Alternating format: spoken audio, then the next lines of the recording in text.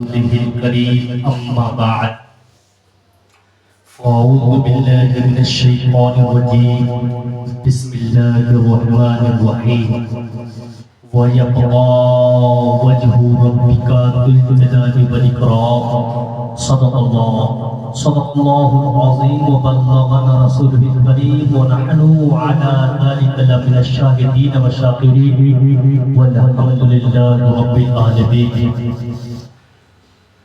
آج میں آپ لوگوں کو دنیا کے بارے میں کچھ بتاؤں گا کہ ہم لوگ اس دنیا میں آئے ہیں تو کیا کرنے کے لیے آئے ہیں۔ ایک دن مرنا ہے، ایک دن اکرام ماما ایک دن مرنا ہے نا، لیکن ہم لوگ کیا کر رہے ہیں؟ آخر سوچے، اپنا دماغ میں تھوڑا آنکھیں بند کر کے تھوڑا سوچے کہ ہم لوگ کیا کر رہے ہیں اس دنیا میں۔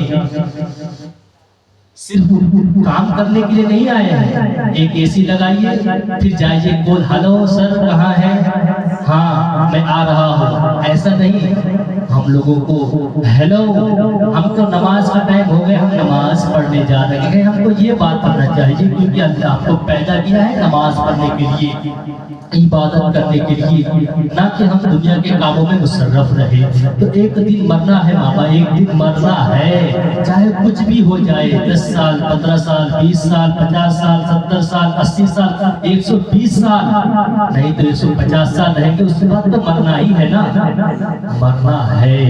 مرنا ہے تو مرنے کا تیاری بھی کرنا ہے نا۔ صرف مرنا ہے تو مرنا ہے، جب مروں گا تب مرنے سے پہلے کچھ تیاری بھی کرنا ہے۔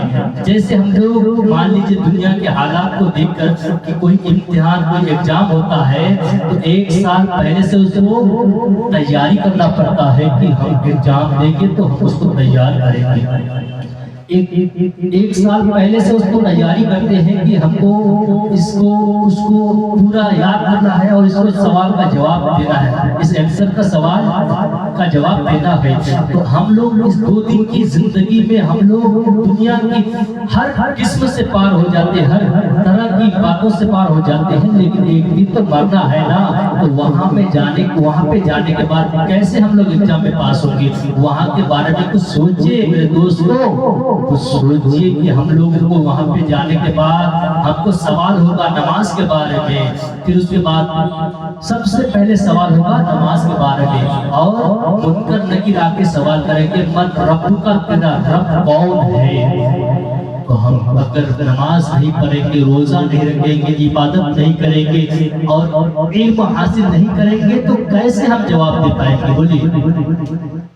اس وقت جب یہ یاجوج ماجوج آ کے سوال کریں گے من ربک، تیرا رب کون ہے، تو اس وقت کیا کہیں گے ہم لوگ؟ پتہ نہیں مجھے، میں دنیا میں آ کے اے سی کا کام کر رہا تھا، مجھے کچھ معلوم نہیں۔ اس وقت بہت پچھتانے کے لیے ہم کو بہت زیادہ اس وقت ہم کو دکھ ہوگا کہ یا اللہ ایک بار ہم کو دنیا میں بھیجا جائے تو ہم پھر دوبارہ جا کے صرف عبادت کریں گے اور عبادت کے علاوہ دوسرا کوئی کچھ کام کریں گے۔ تو ہم لوگوں کو تو ابھی کچھ پتہ ہی نہیں ہے کہ اس دنیا میں آ کے کیا کرنا چاہیے۔ نماز پڑھیے میرے دوستو، نماز پڑھیے۔ اللہ یہی نہیں فرمایا کہ نماز پڑھو، صرف نماز پڑھو، نماز کے ٹائم میں زکوٰۃ و حج کرو، خانہ کعبہ کی زیارت کرو، پھر دنیا کے لیے کچھ کھانے کے لیے کمایا بھی کرو، لیکن صرف کمایا مت کرو۔ کھانے کے لیے کمایا جائے گا لیکن وہاں کے لیے تیاری کیا بہت مشکل ہے، تو اس لیے تھوڑا وہاں کے لیے تیاری کرنا ضروری ہے، ٹھیک ہے۔ اب میں بات یہ کروں گا کہ قیامت کس طرح آئے گی، تو تھوڑا غلام ربانی کا موضوع لیتے ہوئے میں آپ لوگوں کے سامنے پیش کروں گا، آپ لوگ تھوڑا غور سے سنیے گا۔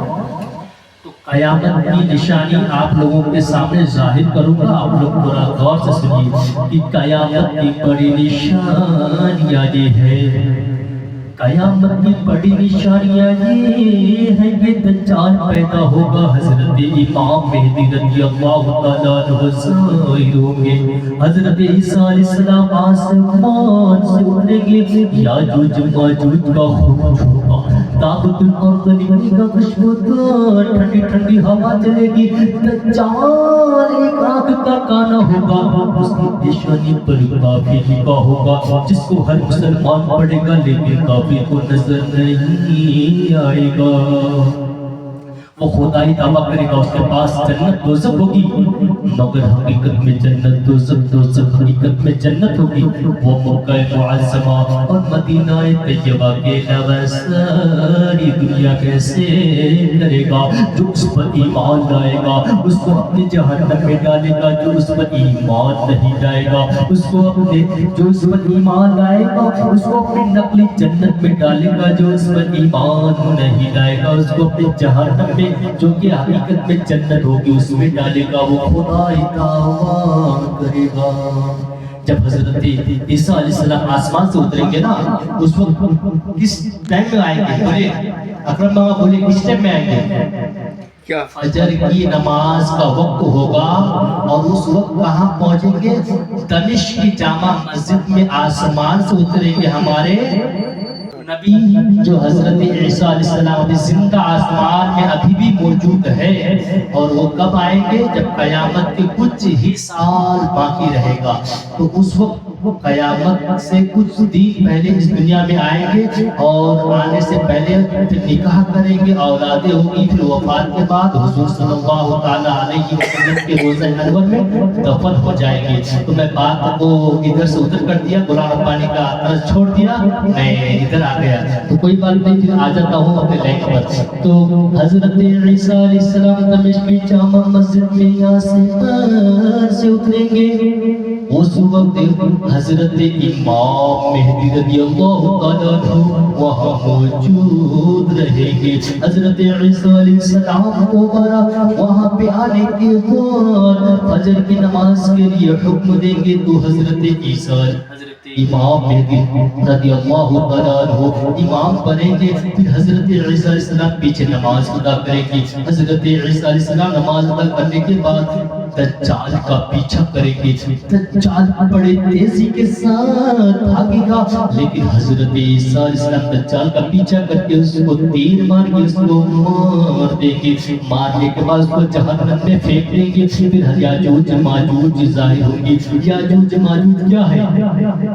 याजूज माजूज क्या है? बोले याजूज माजूज एक कौम है जो आदमियों को खाने लगी थी। तो हजरत सिकंदर जुल्करनैन बादशाह ने दो पहाड़ों के दरमियान लोहे की दीवार खड़ी करके बंद कर दिया, और अभी भी वो उस दीवार के अंदर है, अभी भी वो याजूज माजूज दीवार के अंदर है। अब कब आएंगे?